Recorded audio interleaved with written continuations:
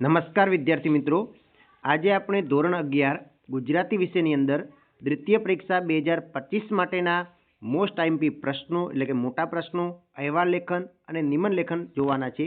અગાઉ આપણે જીઓગ્રાફીના most IMP પ્રશ્નો આપી દીધા છે અને દરેક સબ્જેક્ટના ધોરણ 11ના આઈએમપી પ્રશ્નો બીજી પરીક્ષા માટે આપવાના છે. તો ચેનલને સબસ્ક્રાઈબ કરી નાખો અને અગાઉના વિડીયો પણ તમે જોઈ નાખો. તો ચાલો શરૂઆત કરીએ છીએ. સાથે સાથે આપણે બ્લુપ્રિન્ટનું પણ એનાલિસિસ કરીશું કે તમારે ગુજરાતીનું પેપર કઈ રીતે આવવાનું છે, કારણ કે આ વર્ષ 2025 માટે તમારી બ્લુપ્રિન્ટ બદલેલી છે, એટલે આપણે બ્લુપ્રિન્ટનો પણ થોડો અભ્યાસ સાથે કરતા રહીશું.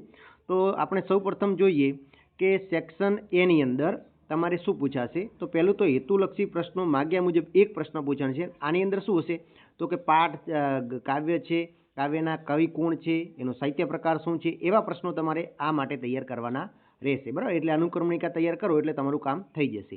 પછી બીજો તમારે પૂછાશે નીચેના દરેક પ્રશ્ન માટે આપેલ વિકલ્પ, એટલે કે 2 માર્ક્સના 2 વિકલ્પો પૂછાશે, એ પણ એકદમ ઇઝી રહેશે, આવડી જશે. પછી નીચેના પ્રશ્નોને એક એક વાક્યમાં ઉત્તર આપો, એટલે કે ટૂંકા પ્રશ્નો તમારે 2 પૂછાવાના છે, એ કાવ્ય આધારિત ગદ્યની અંદર, એ પદ્યની અંદર, એ પણ તમને આવડી જશે. બરાબર, એ તમારે દ્વિતીય સત્રનું જેટલું સિલેબસ હોય એમાંથી તમારે તૈયાર કરવાના રહેશે. એટલે પ્રથમ અને દ્વિતીય પરીક્ષા સુધીનો અભ્યાસક્રમ તમારે રહેશે. બરાબર, એના પછી આપણે આગળ નેક્સ્ટ જોઈએ તો 3-4 વાક્યના પ્રશ્નો ઉત્તર, એટલે કે 2 ગુણના જે પ્રશ્નો છે, તો 2 ગુણના મોસ્ટ આઈએમપી પ્રશ્નો હું તમને આપી દઉં છું. પહેલો છે કવિ હાર જીત કોને ગણાવે છે. બીજું વજન કરે તે હારે એમ કવિ શા માટે કહે છે. ત્રીજો છે વનમાં ચાંદલિયો ઉગ્યો કાવ્યમાં રજૂ થયેલી દૈનિક ક્રિયાઓ ક્રમમાં નોંધ લખો. ચોથું છે સુંદરમ કોને ચાહવા ઈચ્છે છે ને શા માટે. તો આટલા પ્રશ્નો 3-4 વાક્ય માટે તમારે તૈયાર કરવાના રહેશે. એના પછી આપણે સવિસ્તાર પ્રશ્નો એટલે કે મોટા પ્રશ્નોની વાત કરીએ તો 3 ગુણના પ્રશ્નો છે, એટલે કે તમારે પૂછાશે. તો એની અંદર જોઈએ તો કે એક ઝાડવાને ફળિયું છોડીને શા માટે જંગલમાં જવું પડ્યું. પછી વૃક્ષોને ફળિયુંમાં એકલું શા માટે લાગે છે. અને ભજન કરે તે જીતે કાવ્યનો ભાવાર્થ સ્પષ્ટ કરો. અને ખીલા કાવ્યનો કેન્દ્રવર્તી વિચાર સ્પષ્ટ કરો. આટલા 4 પ્રશ્નો તમારે ખાસ તૈયાર કરવાના છે. આની અંદર અથવામાં એક આપેલું હશે, એટલે કે કોઈ પણ 2 આપેલો એમાંથી કોઈ પણ એક લખવાનું છે. બીજું છે હું ચાહું છું કાવ્યનો ભાવાર્થ તમારા શબ્દોમાં લખો. તો આટલા પ્રશ્નો તમારે મોટા તૈયાર કરવાના છે પાઠ કાવ્યમાંથી. બરાબર, એના પછી સેક્શન બી ની વાત કરીએ તો સેક્શન બી ની બ્લુપ્રિન્ટ સમજીએ તો હેતુલક્ષી પ્રશ્નો, એક પાઠનો નામ, એનો કવિ લેખક કોણ છે, એનો સાહિત્ય પ્રકાર શું છે, શામાંથી લેવામાં આવ્યું છે, એ એના આધારિત પૂછાશે. એના પછી નીચેના દરેક પ્રશ્નો ઉત્તર વિકલ્પ, એટલે કે 2 માર્ક્સના 2 વિકલ્પો પૂછાશે. પછી નીચેના એક એક વાક્યના 2 પ્રશ્નો પૂછાશે. પછી 2 ગુણનો પ્રશ્ન પૂછાશે. તો 2 ગુણના પ્રશ્નોમાંથી કોઈ પણ એક લખવાનો રહેશે. તો એની અંદર આપણે જોઈએ કે ઝીણા ભરવાડનો પરિચય આપો. બીજું છે ઘરમાં સી હોનારત સર્જાઈ હતી. એના પછી જોઈએ લેખકે કરેલું પોતાનું ભૂતકાળની શેરીનું વર્ણન તમારા શબ્દોમાં લખો. અને છોકરાની મરણચીજ સાંભળતો અધિકાર પર શેની અસર થઈ, એની શી અસર થઈ એ જણાવવાનું છે. આટલા 2 ગુણ માટે તૈયાર કરવાના છે. પછી 3 ગુણ માટે આપણે જોઈએ તો એની અંદર તમે જોઈ શકો છો. પહેલું છે શાસ્ત્રીજીનું જીવન સરળતા અને સાદાઈનું ઉત્તમ દ્રષ્ટાંત પૂરું પાડે છે. બીજું કેકાશાસ્ત્રની પાછળ પદવીઓ, ખિતાબો અને સન્માનો દોડતા આવ્યા હતા એમ તમે સાથી કહી શકો છો.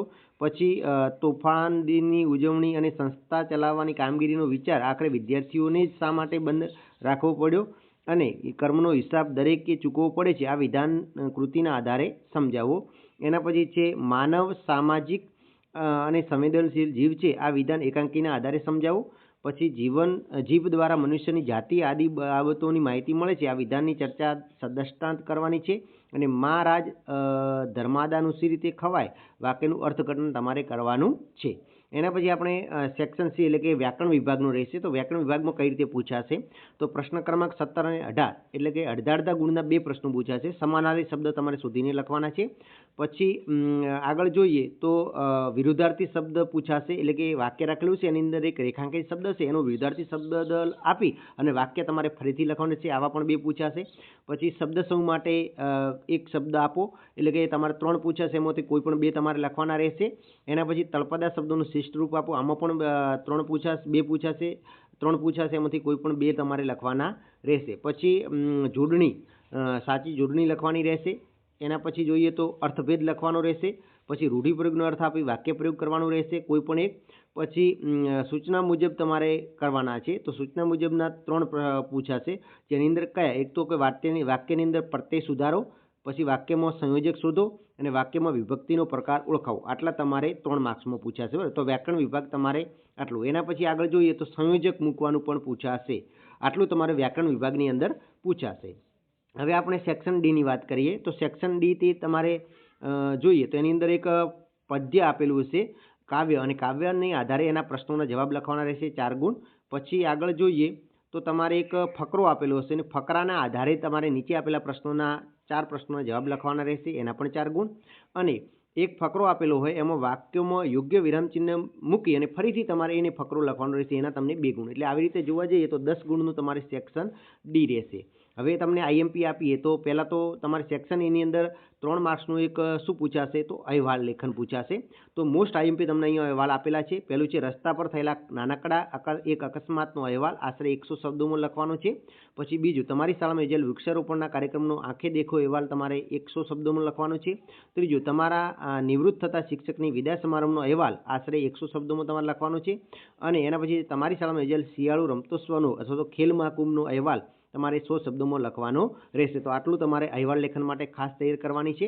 એના પછી નિબંધ લેખનની વાત કરીએ તો મોસ્ટ આઈએમપી નિબંધ આ વખતે કયા કયા છે તો પહેલું છે મેં જોયેલી એક દુર્ઘટના. એના પછી પુરુષાર્થ એ જ પારબદ્ધ. પછી પુસ્તકો આપણા મિત્રો છે. પછી શહેરી જીવનની સમસ્યાઓ, અને મારો યાદગાર પ્રવાસ, અને સ્વચ્છતા ત્યાં પ્રભુતા. તો આટલા તમારે નિબંધ લેખનમાં તૈયાર કરવાના રહેશે. આઈ હોપ કે આ વિડીયો તમને પસંદ આવ્યો છે. ફરી મળીશું નવા વિડીયો સાથે. ત્યાં સુધી ચેનલને સબસ્ક્રાઈબ કરી નાખો.